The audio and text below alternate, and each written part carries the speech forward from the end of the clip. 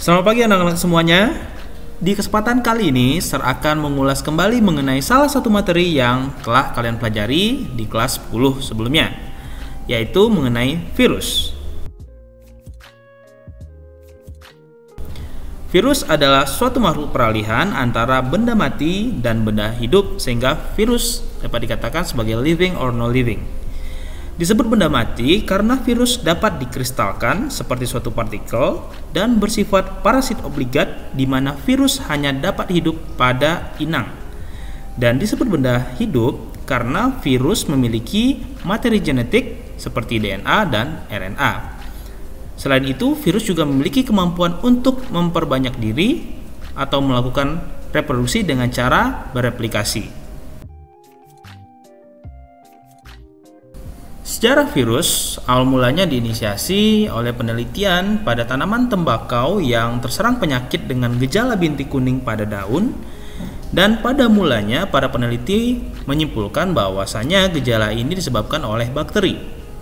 Kemudian setelah diekstrak, ukurannya jauh lebih kecil dibandingkan dengan bakteri dan dikristalkan oleh ilmuwan yang bernama Wendell Stanley, sehingga kristal patogen tersebut diklasifikasikan menjadi suatu hal yang baru yang disebut sebagai virus, dan pada tanaman tembakau dikenal sebagai tobacco mosaic virus atau TMV.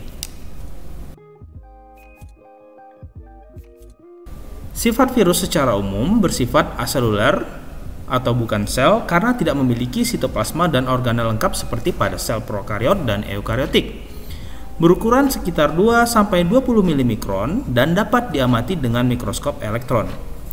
Dan virus hanya memiliki salah satu jenis asam nukleat, DNA atau RNA saja.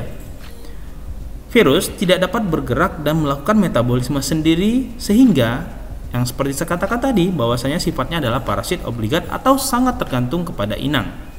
Jika virus tidak berada di dalam inang, biasanya dia akan membentuk kristal. Kemudian virus memiliki bentuk yang beragam seperti bentuk oval, batang, silindris, kotak, bulat, serta seperti huruf T.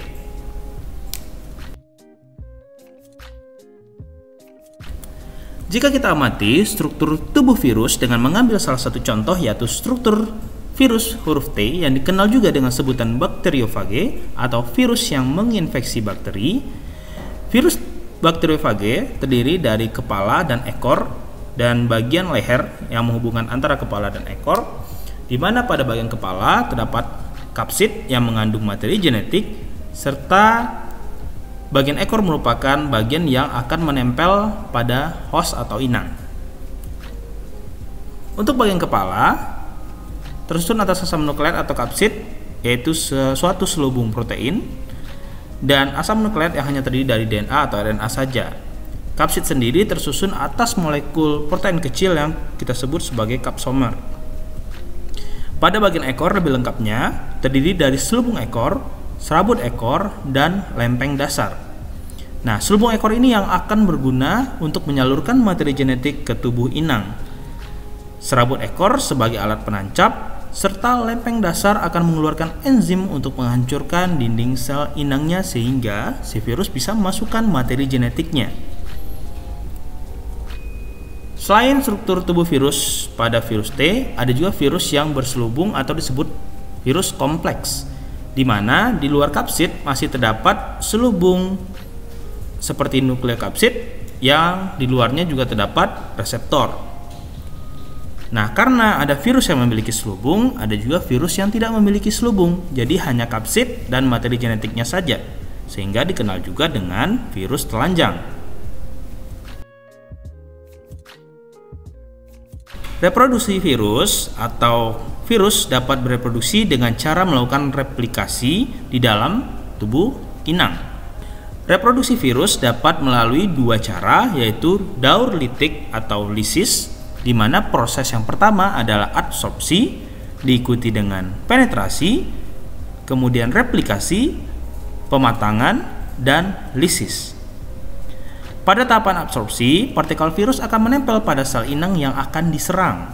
Kemudian masuk ke tahapan penetrasi, di mana materi genetik virus akan masuk ke dalam sitoplasma sel inang. Setelah berada di dalam sitoplasma sel inang, Materi genetik virus akan mengambil alih DNA inang untuk membentuk dan memperbanyak komponen virus. Jadi virus akan memanfaatkan komponen-komponen sel inangnya untuk bereproduksi. Kemudian dilanjutkan ke tahap pematangan di mana penyusunan komponen virus hingga membentuk struktur yang utuh atau membentuk struktur yang baru. Dan yang terakhir adalah virus akan keluar dari sel inang dengan cara melisis atau menghancurkan sel inangnya. Sedangkan daur yang selanjutnya yaitu daur lisogenik diawali dengan absorpsi, kemudian infeksi.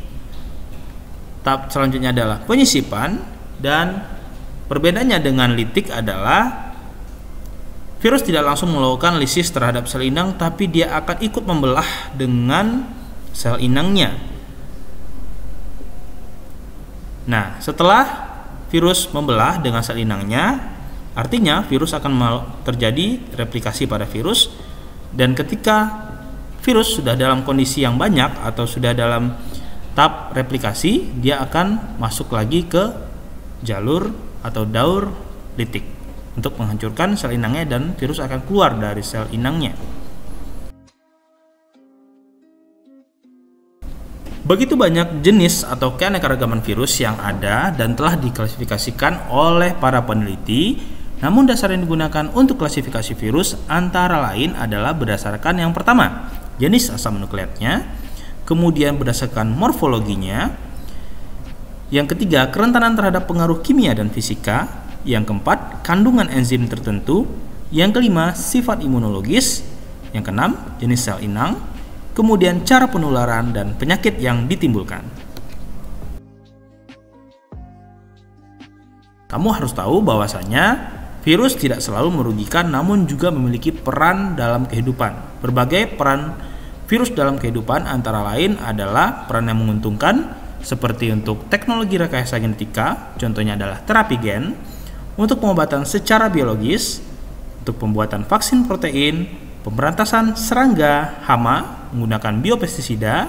Sementara itu peranan virus yang merugikan tentunya kalian sudah mengetahui dan sangat sering terjadi pada manusia seperti influenza, campak, cacar, herpes, dan lain-lain. Virus juga dapat terjadi pada makhluk hidup yang lain seperti pada tumbuhan maupun hewan. Seperti pada tumbuhan, contohnya adalah virus TMV yang terjadi pada tembakau, kemudian CVPD yaitu terjadi pada jeruk, virus tunggro terjadi pada padi, dan turnip yellow mosaic virus yang menyebabkan daun menggulung pada kapas dan tembakau. Sementara itu pada hewan, contohnya adalah rabies pada mamalia oleh rhabdovirus, ada flu burung, flu babi, Newcastle disease virus penyebab penyakit tetelo pada ayam, serta virus kuku dan mulut yang menyerang sapi. Demikianlah yang dapat saya jelaskan pada kesempatan kali ini. Silakan lihat soal penugasan yang sudah saya posting di Edmodo. Selamat mengerjakan.